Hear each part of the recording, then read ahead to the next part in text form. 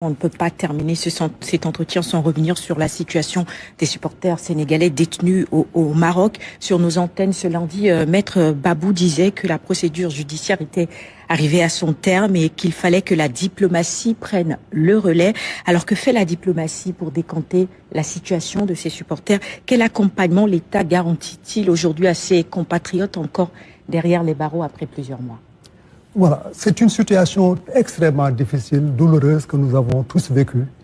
Et nous sommes encore très solidaires de la situation qu'a vécu ces jeunes Sénégalais retenus au Maroc.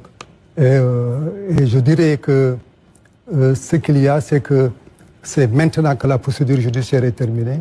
Mais même si la procédure judiciaire est terminée maintenant, ce que les gens oublient, c'est que pendant très longtemps, la diplomatie a toujours agi en douce. Il est bien vrai que les marges de manœuvre de la diplomatie étaient limitées. Tant que la procédure judiciaire n'était pas terminée, il était impossible à la diplomatie de pouvoir peser, en tout cas de tout son poids.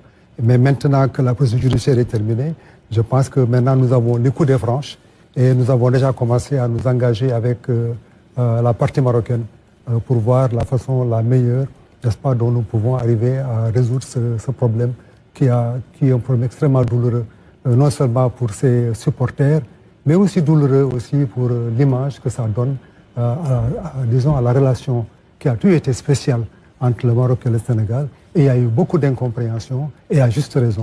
Et je pense que très bientôt, la page sera tournée.